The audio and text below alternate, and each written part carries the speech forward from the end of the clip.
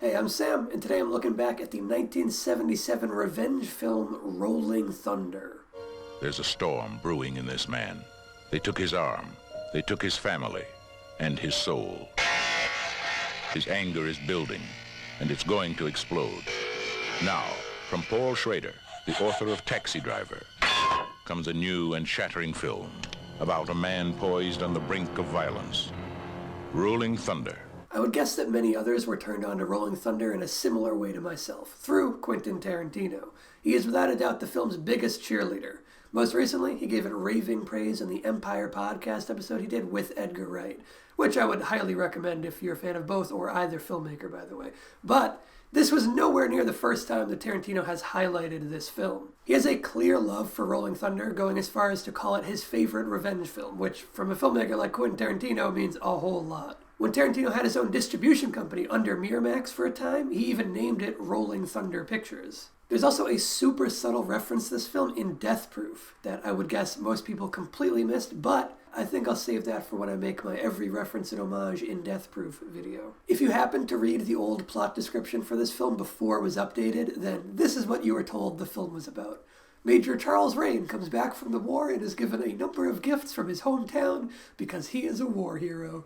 Don't worry, the actual film isn't anywhere near that lame. It's really about a man who was a POW in the Vietnam War for 8 years, returning home and finding it difficult to impossible to ingratiate back into civilian life. His wife, thinking him dead, has moved on and agreed to marry another man, and his son, who was just 18 months old when he went to war, has no idea who he is, having grown up with this other man as his father figure. On top of that, he can't sleep and he has frequent PTSD flashbacks. It might not sound like the most original story in a post-Rambo world, but it's important to remember that Rolling Thunder came out 5 years before First Blood, and was in fact one of the first films to take a critical look at the Vietnam War and the psychological toll taken on those involved. It even came out a year before The Deer Hunter. It was bold and shocking for the time, and some of that shock value remains to this day. Major Charles Rain, played by William Devane, is an extremely sympathetic character. You feel so bad for the guy, even before the big event that happens to him that sets him on this path of revenge. One of the gifts given to Rain by his hometown, as mentioned in that quaint little plot description, is a couple $1,000 silver. You know that hook hand he's got? Well, he didn't lose that hand in the war.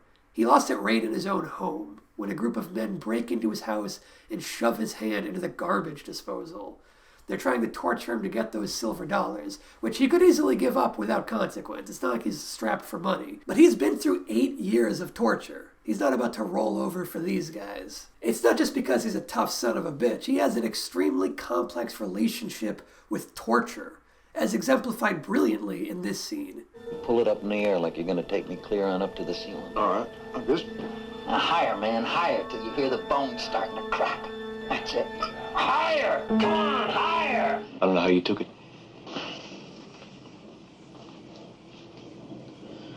You learn to love the rope.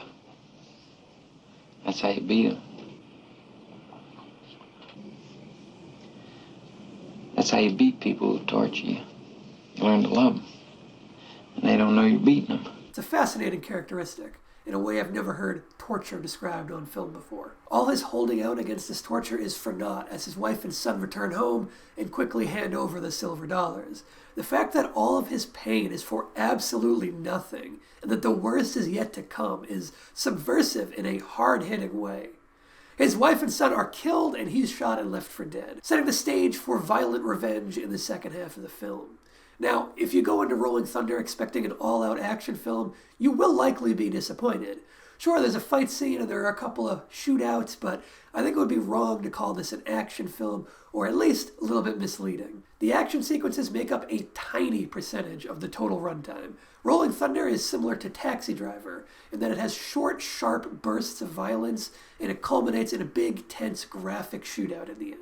I bring up Taxi Driver specifically because both films were written by the one and only Paul Schrader. If you're a film lover and are unfamiliar with Paul Schrader, rectify that immediately. Start with his Scorsese collaborations like Raging Bull and like Taxi Driver, and then jump into his directorial work. Rolling Thunder came out just 1 year after Taxi Driver, and there are a number of similarities and parallels that can be drawn between the two.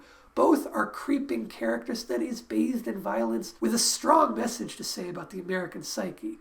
Unfortunately, the message he was trying to convey in Rolling Thunder wound up getting pretty severely neutered. And I'm not talking so much about censorship, though there was some of that as well, like with the hand in the garbage disposal scene, which was intended to be horrifically gory, but ended up getting cut to the point of happening entirely off-screen after an early test screening resulted in viewers fainting, freaking out, and even fleeing the theater, supposedly. One guy was even reported to have sprinted out of the theater, hopped in his car, and crashed into another vehicle as he tried to speed out of the parking lot. Sounds like a huge overreaction, if you ask me. But where the film really got muffled wasn't so much in the violence as in the message. Schrader's original vision for the script was to present the film as a scathing indictment of the U.S. involvement in the Vietnam War, and to explore the racist, fascist mindset of the American psyche of the time and the American military and government through the protagonist character, Major Charles Rain. In the finished film, however, Rain is a sympathetic good guy and remains that way throughout.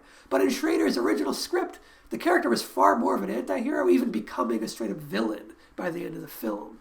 In the script, the big shootout at the end wasn't meant to be fun and cathartic, but rather upsetting and horrifying. The original intent was to show the racism and hatred bred in Rain by the U.S. military taking over him as he indiscriminately slaughtered a brothel full of Mexicans, some of whom were responsible for his family's death, but plenty of others were just regular people caught in the crossfire. Instead of that challenging, disheartening climax, the film paints a portrait of an all-American good guy exacting just revenge with a heavily slanted ethnocentric gaze. In his book, Schrader on Schrader, he talks about how the studio ripped the film away from him and the director and twisted the film's messaging into something both far more mainstream and exactly opposed to his original intent. He says that he wrote a film about fascism and the studio turned it into a fascist film, embodying the very ideals he was attempting to denounce.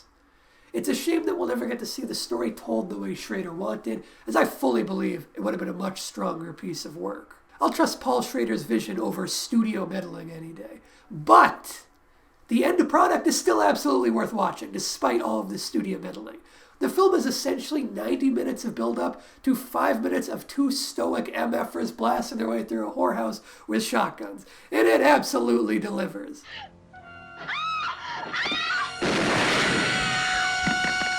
It's a fantastically conceived and executed final shootout that works so well because of how strong all of the build-up is. And yes, I did say two stoic MFers, so you might be wondering who the second one is. And he is a young Tommy Lee Jones. What the fuck are you doing? I'm gonna kill a bunch of people. And he absolutely steals the show whenever he's on screen. To be clear, he isn't actually in the film all that much, but he gets the most possible out of every single line, and he even strengthens the character a whole lot through lots of nonverbal mannerisms and expressions. I found them. Who? The man who killed my son?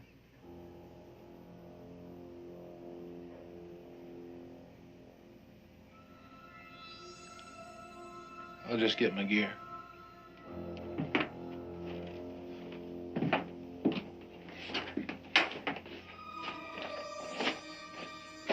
They're in a whorehouse over in Juarez right now. There's the 4 that came into my home, and there's 8 or 10 others. Let's go clean them up. The sadness and longing he expresses while back in his home life, juxtaposed with the giddy joy on his face when he's blasting people apart, is deeply telling of his character, and fits well with Schrader's original intentions of the story. Tommy Lee Jones is a definite highlight of the film.